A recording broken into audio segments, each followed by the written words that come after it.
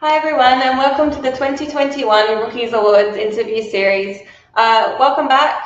Hope you had a wonderful break, wonderful Christmas and New Year's. For those who don't know me, my name is Christina Ryan. I'm a senior texture artist at Industrial Light and Magic, and that was the work of Jasmin. Now, she was Rookie of the Year in the game development category, and isn't her work just stunning? It's so colourful, it's so fun and vibrant, and I just can't wait to chat with Jasmin. I'm going to go ahead and bring her online right now. Hello, Jasmin. Hi everyone, thank you so much for having me. So good to have you, and really excited to finally be able to meet you. Me too. It's been such a long year, so it's great to chat with you at the start of this fresh year. It's been absolutely crazy for everyone in the world right now. I guess, can you start off by just telling everyone a little bit about yourself? Yeah, sure. So I'm Jasmin Habezai-Fekri. I'm currently a 3D environment artist at Airship Syndicate, and I graduated university in February 2021. And in the same year, I also did my rookies entry, and fortunately one which was super exciting for me. But yeah, I'm really specialized on stylized environment art, and I love to make environments that are super vibrant, colorful, inviting, and that's basically what I've also focused and specialized on with my work. And that's what I said in the introduction. It's so fun and so vibrant. At what point did you decide this was what you wanted to do? I think that was roughly in 2017. Before that, I think as many people who work in game development, I would play a lot of games growing up, and one of the most influential games was probably Animal Crossing because it was so colorful. Me too. And I always wondered how it's possible to maybe make something like that, but growing up, I couldn't really visualize that actual people work on video games or who works on them, and it was very vague to me, the whole idea of where these games even come from. And but then in 2017 I discovered that I could kind of combine my love for art and creating with making video games when I discovered that my local university actually offers a bachelor course for digital games, and that's when I applied for my university here in Cologne. They're called Cologne Game Lab, and they are specialized on game arts, which is creating everything that you see inside games from 2D to 3D. And since then, I've just been self-studying a lot in my free time, also before applying to university, building a portfolio to even get into university. And that was what all kind of kicked it off for me to then continue working on it for the last 4 years. Oh, it's absolutely amazing. Your online presence is incredible as well. I'm if you type your name in, I can see your work everywhere. So you've done such a good job of building up your portfolio and building up that presence. So well done. Thank you. You said your inspiration was Animal Crossing. Was there any other games that inspired you? I've also played a lot of Legend of Zelda.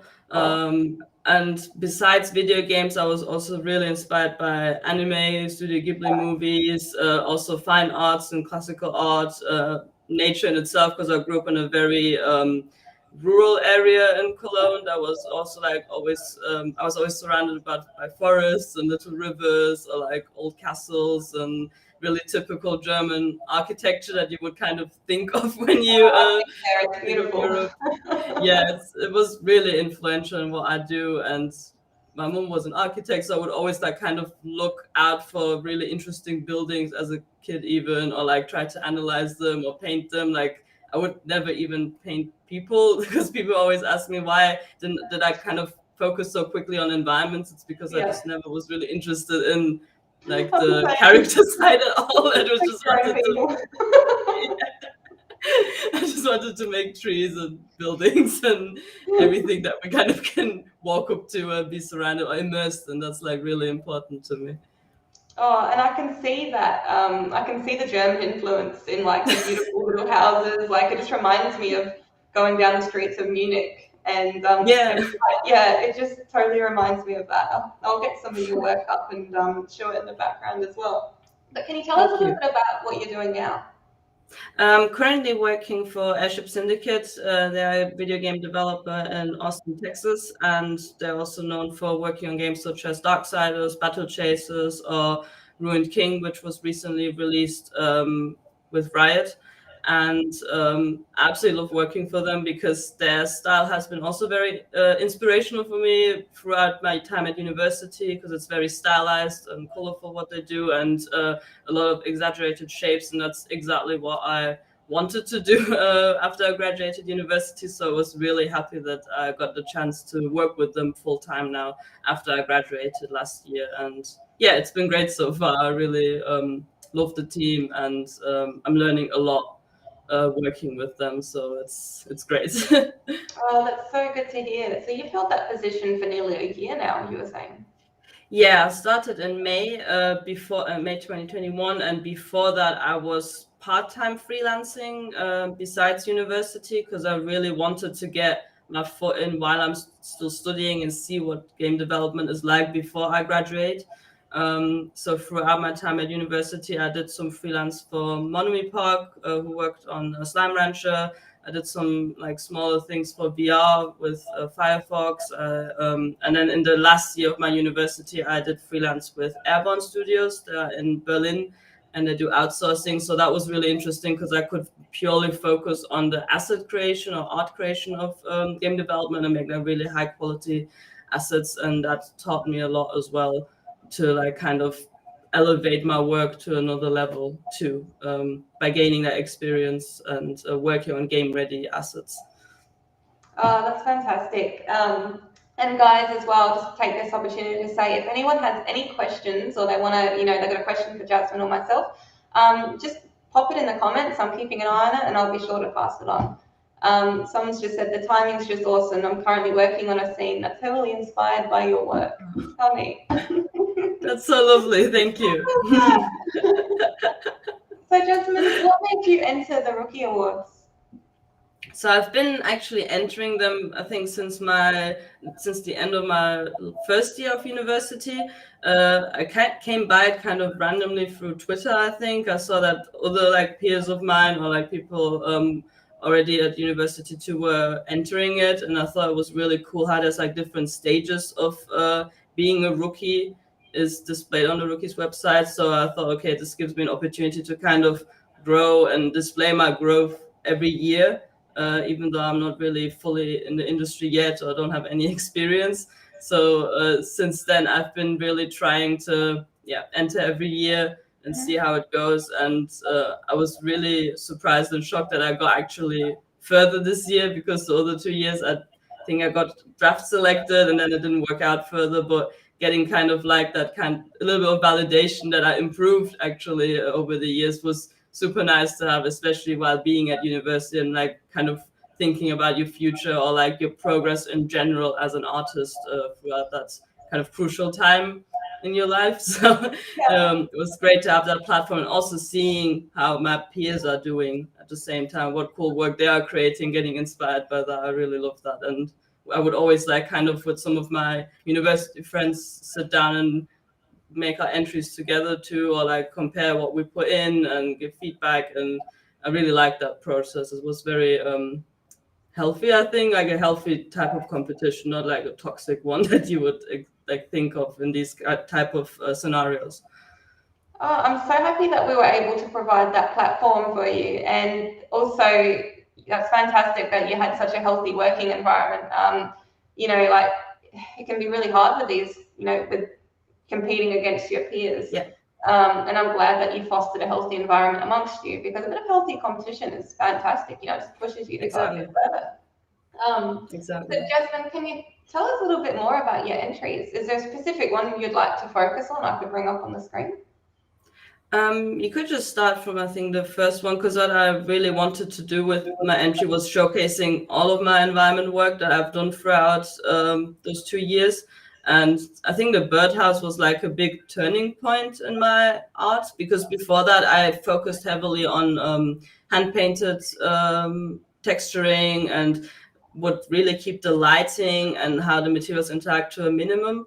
But with the birdhouse, I wanted to kind of include my passion for hand painting and having like a very 2D style in 3D, but elevating everything to a next level where lighting actually impacts the materials, where there's some VFX, there's a bit of like interactive, an interactive notion to it, but also having a very modular, so it's game ready and being able to use it in a game context too, which is where I would love to always display like my tiling textures, what trim sheets I've been using for this entire building, but also like what unique pieces I had to make for it to kind of don't make it feel too rigid. Because I feel like with some environments, people either focus too much on making it super modular, which is great, but then it loses a bit of like flavor and like uniqueness to it, which is why I also like to always show, okay, these pieces are actually sculpted by hand. They're not procedural. They're not like, you know, fully modular in that sense, but they can be used to make a piece look more interesting. So yeah, that's what I really liked about this piece. And it kind of settled my style a bit too. And I found like a niche that I really like to work in. So that's, it gave me like a big, it was an important step in my art development, I think, this project. That's beautiful. Can I ask what software you use to hand paint everything?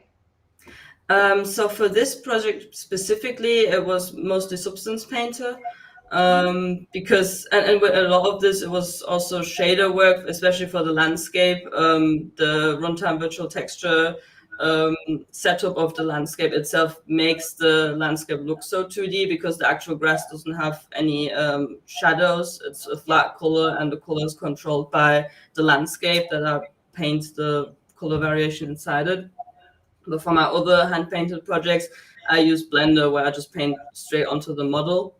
Yeah. And that's pretty easy. But I think with PBR, that's why I swapped back to Substance Painter, because there I can actually also paint a bit control my roughness and my metallic maps more efficiently than inside Blender, because then I would have to convert the diffuse map to like a roughness and metallic map. And that's possible too, but yeah.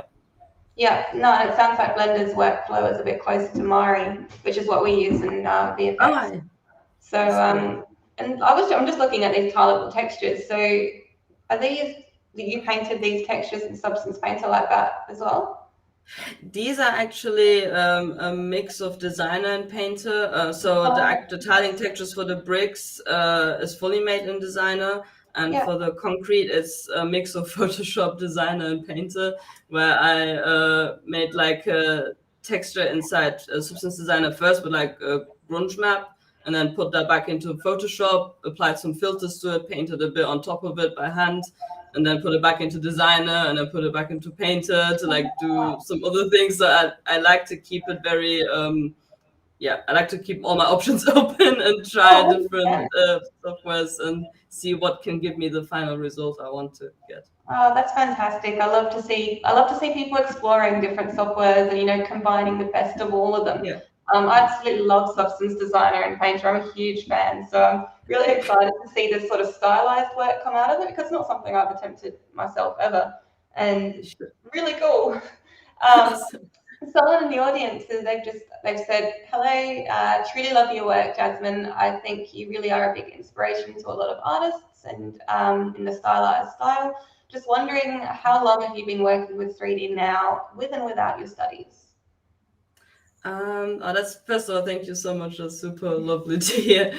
And I've been working like fully with 3D since 2017, like very seriously full time. And I think before that, I touched it a bit in 2016, and the stuff I did back then was like, you know, the very typical low poly things that are just flat material colors, and it's like you can see all like the vertices and a lot of triangles, like that type of 3D I would do for like a short while. And I would just do that for the purpose of maybe including it into illustration, because for a while I wanted to go to university for illustration and graphic design, and that was the kind of 3D I did, but it was like nothing close to what I then did for games. Like back then it was just like opening Blender for 10 minutes and doing like a silly car or something in like a low poly style, and that's it. But yeah, from 2017 I got like really serious, and I was like, okay, I want to do 3D for games, and I want to learn 3D properly and not just being silly with Blender. We'll start somewhere. Yeah. You mentioned that you've used Substance Designer and Substance Painter. Have you ever dabbled in Substance Sampler at all? Not yet, but that was one of the things I wanted to try out this year for definite, because it seems very interesting. I feel like maybe it could also help me in my workflow, and I'm also really open to just including new techniques into it. So I'll definitely try out this year. Oh, I'll give it a go. I haven't tried it myself either, Oh, but really? I also wanted to give it a go. So, I mean, we've already spoken a little bit about your inspiration. You mentioned it was, the countryside of Germany, and you've also had some games. Was there anything else that inspired this entry? In general, also, do you mean the specific piece or my whole rookies In entry? general, even your art style as a whole, or any specific pieces. For example, with the Hippopura project, what I really loved about making that piece was that it was very reminiscent of older platform games I would play on like the Wii or on PC, like even like very outdated looking ones like compared to now. But style-wise, I really wanted to bring across that whimsical feeling that you would have entering like a dungeon or like I don't know, final boss fight or something. That's what I felt like this place could convey. And when I saw the concept that Jordan Tufan made for this place, which was also like a very thought through concept piece, like I would really recommend looking at it because he designed it like an actual level. I was like, okay, I want to make an actual environment piece where people get like that typical gamey feeling for it. It's not just like a nice 2D looking environment piece, which I would always love to aim for making. But for this, I wanted to purely focus on making it feel like a game environment where people think it might be from a video game and not just like a artistic piece. And that's like something I always enjoy doing. And another thing that this really made me happy about making was that I loved watching Indiana Jones as a kid. Like for the longest time, I wanted to be an archaeologist or like study history. And this kind of like led me through this like pathway that I could research a lot of like architecture from India, because this is like very heavily inspired by that as well. And yeah, kind of fulfill my passion a bit in that regard as well, in a way. No, I just realized your hippo was like an Indian. Yes, that's fantastic. That's so cool. Alan wants to know, how much artistic input do you have with your current job? It's interesting. Like my studio is very open to everyone voicing like their opinions or views on art, or if I have any suggestions. So I think it's like a healthy balance of having guidance and being able to also have input on what would be better or what would be interesting to explore. So it's I feel very included in a lot of processes, but I still also enjoy having somebody giving me a lot of insights and like guiding me through the style that the studio is aiming for, the quality, the expectations they have. So it's like a healthy balance of both at the moment, which I enjoy. So I can, in my free time, still like focus on my personal work and put all of my like creative vision into that. But at work, it's like a balance of both, where I have to fulfill the vision, and it's still I'm still open to like include. Yeah, no, that's really it's really good to hear, because I can understand if you're constantly having to come up with ideas, that would be quite draining, and you wouldn't have any energy for your own personal projects. Exactly. It's really good to have some direction when you're working, but it's also nice to feel included, like you said, and getting to express yourself artistically in the workplace. I'm really glad to hear. Thank you. So if you could give any advice to the next generation of rookie artists coming in, entering the game development category, what advice would you give them? I would say that definitely show the type of work that you are super interested and passionate about. Like, I know the word passionate sounds very cheesy and like overused in this field, but I think it's really important just to show what you would like to work on after you like kind of finished your rookie phase. And also showcase that in your piece. Like, don't force yourself to fit a certain style or a certain expectation that you think people want you to like create art in. Just make something that you actually enjoy, and I think that will also shine through in your entry. But also I think it's important showing the technical side of your piece as well, not just showing like the pretty final image, but also showing how you got to this pretty render that you made. What are the components of it? How does this piece break down into like how can it be used within a game context? The actual like tiling textures like I showcase, or the modularity of it, or the unique sculpts, like just kind of emphasize how much work you put into it, and don't be shy to like maybe show too many screenshots. I think it's better to show more behind the scenes than too little, because whenever I look at even like ArtStation breakdowns, I really crave for seeing how the person made this piece. Like, how do these assets look in like the sculpted phase, or like how did this entire piece look like when it wasn't fully finished and like lit to like perfection or something. Like, I just want to see how the person got to it. So I think that's also the way also the Rookies website is set open, how you can make your entry. It makes it really easy to actually show step-by-step progress photos of your pieces, or like having like a gallery of just the sculpts and then focusing on the main renders. So really put time into designing your entry in like a pleasant way where you can showcase your whole range of work.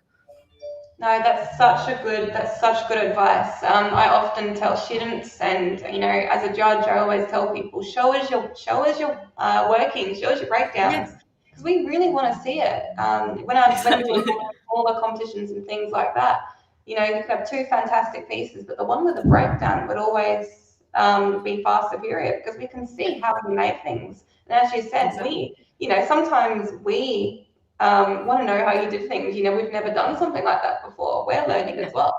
Exactly. So it's fantastic. So great advice. Thank you for that. So I was hoping now, Jasmin, I was hoping you might be able to share your screen and perhaps show the audience some things that they haven't seen before. You mentioned you'd be able to show us your Unreal scene. Yep, that'd be great. I'll just share my screen now. All right, got it on. So I think with this scene, I already did a breakdown about it that was pretty extensive. But what I liked showing about this in real time was just to see how the scene was composited, because I know I emphasized before that it's important to have it game ready. In this case, the scene is very game ready, but I also build it in a way that it's nice to look at from this like main rendered view that I wanted to have, that was based on the concept piece by Arturo Serrano. So when I press play and get into the game view where you can walk through the game, you'll see that it's actually pretty like nicely to view at even from this. But then you can tell that I kind of staged this a bit too, so that there's like specific bushes behind me that frame the environment. So when you hear that, you have like this nice negative space with sky and the house and the leaves shining into it. So I think it's important to not be too scared to maybe stage it a bit, but still maybe think about that, how you could also adjust this scene to make it usable within a level or something. Because when I'm still here, it's still that the house is still nice to look at. So it's not just planes arranged in a way that it looks like a building. I actually sit down in Blender and made this building that is viewable in 360 degrees from any viewpoint. For like a portfolio piece, I didn't want to overwhelm myself with making an entire level where somebody would be able to walk through it. And what I also did with this scene, which I wanted to showcase, was that first when I made this project, or decided to make this project, I started with the landscape piece, which you can see is located behind the birdhouse. I was just doing like a lot of look depth with it, and I wanted to achieve a style where both of these worlds could coexist in each other and drive like an art, like kind of test myself and seeing how I can make an art direction with one of my environment pieces.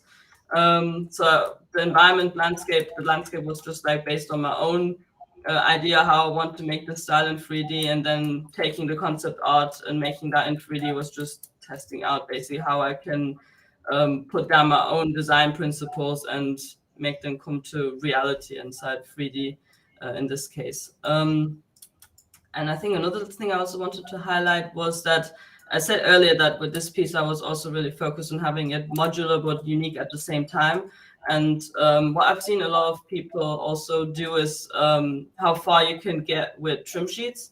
And for a type of building like this, that's also very box shaped, trim sheets, like for the wood here, for example, are very helpful, and especially because this is just a simple mesh with like no bevels or anything, but by having like a normal map that's angled 45 degrees on the edge and having the edges match up, it makes it look like that this wood is actually a lot more high poly than it in reality. So you can tell it a bit on these things here, but since the player would never get that close to the house in the scenario that I made this environment for, it can read really well from like the angle that you would actually be at as a player. And that's what I also do in Unreal a lot of times. That I go into side play mode, and within like making this environment, I would stand here and be like, okay, can I get away with this? Can I get away with the details, like how they read from far away? Is it too noisy? Is it too little noise? And that's what I would do constantly when making this environment, because you don't want to have individually nice looking assets. I think always, like, it's great to have hero props, and in this case my door, for example, was the hero prop. I spent a lot of time sculpting this, but it's also because it's kind of like one of the things that you kind of instantly look at when you look at the house. But for other things like this little birdhouse or something, it's not a hero prop. It's not something I would render out by itself and put in my portfolio. But as a whole, it works really well in this piece and adds to it in a kind of significant way, because if this house wouldn't be here, something would be missing. It's like unifying the whole image. And what I would always recommend is also adding any type of vertex painting to your tiling textures. Like, here are the 2 tiling textures that I've been using. This one actually is just a squashed, modified version of the bigger bricks, because I just like to work in a efficient way sometimes. I guess it's we all do it. yeah, like, I just think if you can get away with it, just do it. Like, you don't have to spend ages making an entirely unique new texture again. If you could just take something you have and modify it and reuse it, and kind of elevate it by adding some more interesting vertex painter. Because with this vertex painting, I've seen that's also like something people start doing more, is that I added like a fake like a mask that masks out the shapes of the concrete a bit better. Because usually if you just have vertex paint that's set up with like no masking or anything, you can really tell where the vertices start and end. It's like a very jagged line. It's very harsh and doesn't look natural, like actual concrete maybe coming off and the bricks being exposed. But here I managed to kind of make it look a bit more natural and high poly than it actually is, because it would never be an option for me to make this wall uniquely inside Substance Painter. Like, I want to have it tiling so I can change the colors and the amount of like maybe the bricks tiling and the concrete tiling be adjustable at any time and any point of the project. Beautiful. So you're bringing them into Unreal Engine live, and you're composing the materials together within Unreal. That's amazing. Yeah, exactly. Yeah, because that's why inside the shader itself there's also a lot of parameters for changing like the color of the concrete and the shadows of the outlines that I have. And then with the noise texture, I can always like change the way the concrete is like chipping off, and have like a lot of freedom in that case to adjust it at any given time. So yeah, and it also connects to the runtime virtual texture landscape. So that means that there's some sort of blending between the landscape and the meshes that are intersecting with it, giving it a bit more like grounding the assets into the same. Yeah.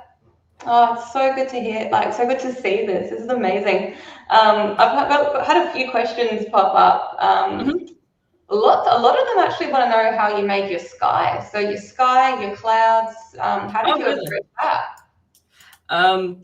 That's actually like one of the easiest thing about this scene. It's the default sky sphere that's inside Unreal Engine already, but I exported the texture that is inside it. I don't know if I can find it in here now.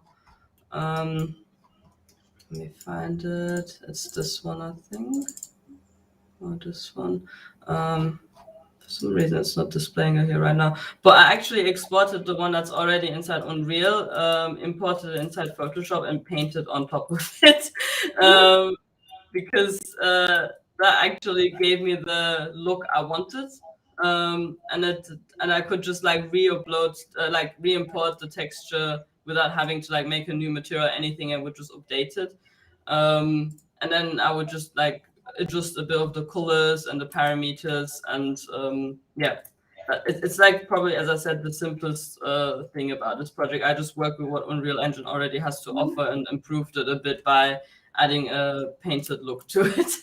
That's such a fantastic advice. And to Nem6 in the audience, you mentioned, you spent 20 hours on that and weren't able to get it. Maybe give that a go. Like work off of what's already there and see if you can build up something similar. It's already there. Why not use it, right?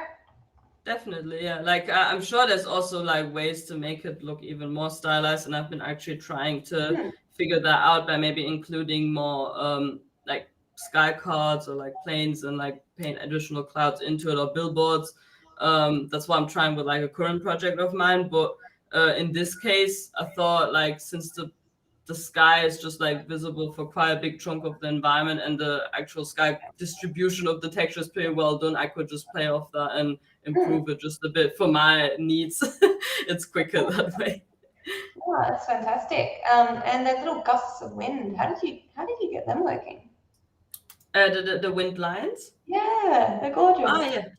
Yeah, that one is actually like a mix of a really great tutorial I found on YouTube. It's by Dave. I need to like look up his name, but he's a great Unreal focused dev, and he does a lot of tutorials about particles specifically and VFX, because I enjoy making particles and VFX, but it's like one thing that is like a side hobby for me. Like I do it to improve my environments and make them feel more alive, but it's not my main focus. So I learned a lot by just devouring a lot of like VFX videos and including them into my environment. So yeah, this is like just a particle effect that keeps spawning. If you can see this, just actually one or two of them like placed here.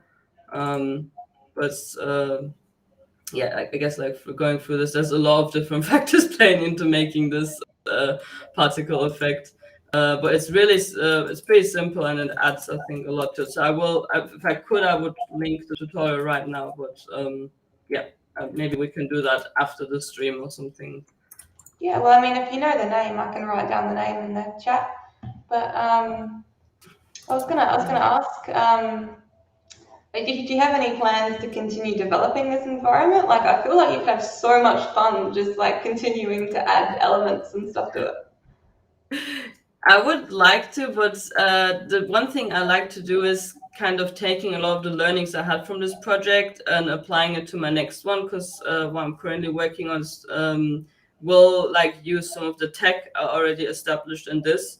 So I will make use of this scene in some way, but I always like to also start kind of fresh and take a new concept or like a new approach to this and improve where I could, because now looking at it after a year, I still really like this project, but I already see things where I'm like, I could have done this like this, or I could have changed this, and that's why I think I need to like take all the learnings I did and apply it to a new project that I'm working on.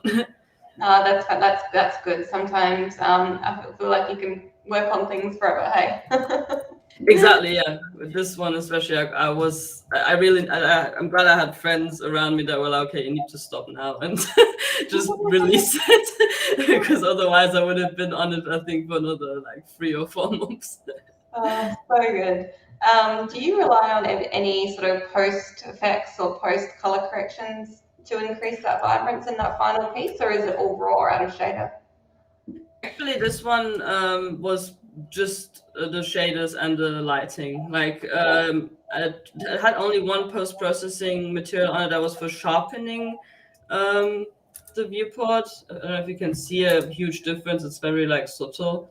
But I actually even like removed that at the end, because I kind of like the more softer look of it and that it's not too harsh.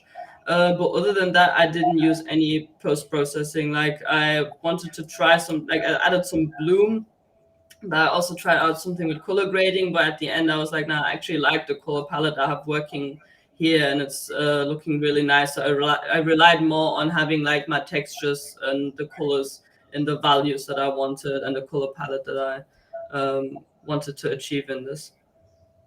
Fantastic. So, I mean, unless you had anything else to show us, Jasmin, or unless anyone had any further questions, oh, here we go. Will you please mention the channel that discusses on the particle points? I think so. Yeah. Someone mentioned Dean Ashford. Is that the one you were talking Yes, about? exactly. Yeah, I was just looking it up right. Yeah. Perfect.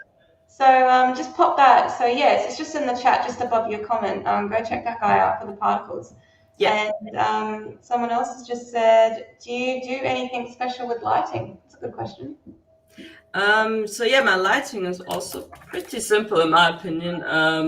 I know it's probably not the most performance-friendly thing to do because I have two light sources, but one of them has the shadows turned off and one of them has them on. So my main light source is a directional light that's has like a very yellowy tint for just emulating the sunlight. So that's where the main lights are coming into, and I also like to have the sunlight shining straight onto the house, so I can get all these like nice shadows under the rock and have like the tree leaves also shadowing themselves onto the rock, getting a lot more nice outlines of the leaves. And then the second direction light, which has the shadows turned off, just gives that kind of cooler effect for the shadows, you know, like how in a like really hot summer day you go into the shade and it feels like really refreshing and cooling. I think that's I kind of wanted to convey that feeling also within the colors, that it's a sunny like afternoon, and that the shadows are like very the like cooling spot for anyone like walking through this environment. And I always also like to have like a contrast of warm and cold, and like having like just thinking of color theory, that it's important to have cool tones for like the shadows and warm tones for the highlights, or vice versa. So that always gives like a lot more of a pleasing look to the environment. That's beautiful. That's quite often when you do drawing, you would, add warm tones to your highlights and cooler ones to your shadows. I love how you've incorporated that piece. Exactly, yeah. And then I have some like small spotlights, just like I think I had one in the corner here. Yeah, exactly. It's also like these like secret meshes that I did to like add some like shadowing and stuff. But here, for example, I just had like a spotlight to lighten up this area because it was a bit too dark in my opinion, or like a point light here and there. But I think as long as you turn off the shadows, it's like okay to use some of these just to elevate the lighting in some space, especially for a portfolio piece. I think it's okay. And it didn't blow like the performance out of the house. I can still play this level. It's like everything's fine. And in any case, it's also an outdoor environment, so I think it's okay to tweak it here and there with some point lights and spotlights. 100%. Yeah, at the end of the day, we're producing pretty pictures, right? So it's got to be artistically pleasing. Yeah, exactly. So, Jasmin, wrapping up, what does the future look like for you? Like, where can you see yourself in 5 to 10 years? I'm actually thinking I would love to pick up mentoring. That's something I've been actually also planning to do this year, and it's like behind the scenes I'm figuring out how to do that, because I really enjoy teaching people and giving them feedback, or like trying to help them any sort of way. And I already do that on the side whenever somebody like reaches out for me for feedback on their portfolio or their current project, or have questions about my piece or writing breakdowns. I really enjoy that, so I thought I could maybe do that on a regular basis and help people or students specifically out on that. And I think other than that, I would just love to continue working on projects that I'm excited to work on, because it's the most satisfying thing to actually work on a game that I personally am excited to play as well. I know that's like not a necessity, and it doesn't always have to be that way. I also worked on projects where I'm not like fully invested in the game myself, but it's so nice to actually be fully on board with the idea you're working on, and I want to continue doing that and be part of like projects that are bringing across like really exciting worlds and places I want to be in myself, and also continue doing that in my free time. I just want to continue being able to do art and make places that I want to physically be there, especially like in the past 2 years. It was so nice to create these spaces and hear from people that it's like kind of it gives them some sort of escapism and makes them think of like, I don't know, brighter, more colorful places compared to like the world that we might have to deal with on a daily basis. So I just want to be able to give that space to myself and also to other people, and continue doing that. Oh, beautiful. And before I let you go, we've got a couple more questions that have snuck in. What kind of project should someone work on to stand out if they're just starting up? What would you suggest that they put in their portfolio? If you want to be for environment art specifically, I would say showcase your ability to translate concepts well into 3D, because that's something you will most likely be doing in a work environment too. And then you can always combine that well with like either making a full environment, like in this case, I took a concept piece and then start to break it down into components that can be made out of the whole environment. And I think that's also makes you stand out if you can show the ability to be able to break down a concept and make it a fully game-ready environment that's interesting to look at and is working in 3D. So I think having that ability and having the eye for, translating the important aspects of the concept inside 3D is really important. And by translating the concept, I don't mean like doing a one-to-one, that everything is lining up, but actually bringing the main idea of the concept across, because that's what you will be doing later on too. And that's, I think, what an employer will be looking for too, that you can work quickly off concepts and bring the idea to life.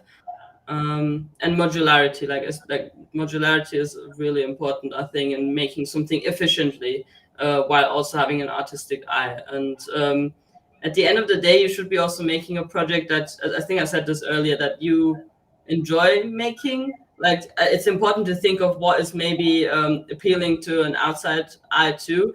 But when I made my own portfolio, the first thought I had most of the time with all of my pieces was, I really want to make this in 3D because I love this concept and it's so pretty, and I just want to make it, even if other people might not be like, into it or something. Because at the start of like my 3D journey, I've heard several times that I should rather work on realistic stuff than stylized stuff, because it's like more appealing in the market right now. There's more realistic games, and stylized is like, not as needed back then, but right now stylized is on the rise and it's like doing really well.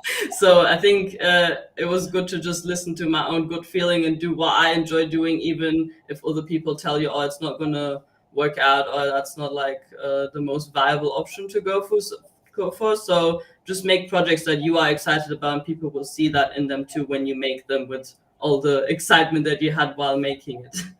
That is such wonderful advice. You've got to, in this industry, you've got to stay true to yourself with your personal work, because you work 8 hours a day on other people's projects. Like, you've got to do your own things in your own time, right? And you've got to be passionate about it, because you're going to be spending a lot of time on it. So exactly. Absolutely great advice. Where can we keep in touch with you? Is it just ArtStation? Yeah, I'm on ArtStation and on Twitter and Instagram too, and Discord. Usually I'm in a lot of 3D art Discord channels and try to hang out there and give feedback whenever I can. But yeah, you can find me on probably every main social media platform, and reach out to me at any time if anyone has more questions or just would like to chat about something. Oh, thank you so much, Jasmin. It's been an absolute pleasure getting to meet you finally, and sounds like everyone else really enjoyed getting to chat with you as well. Thank you. All the very best for the future, and if you ever need anything, definitely reach out, and hopefully stay in contact. Yeah, definitely. Thank you so much for having me. I was so happy to talk to everyone and just share a bit. Of course. All right. So enjoy the rest of your day, and see you later, everyone. See you next time. Thank you. Bye-bye. Yeah.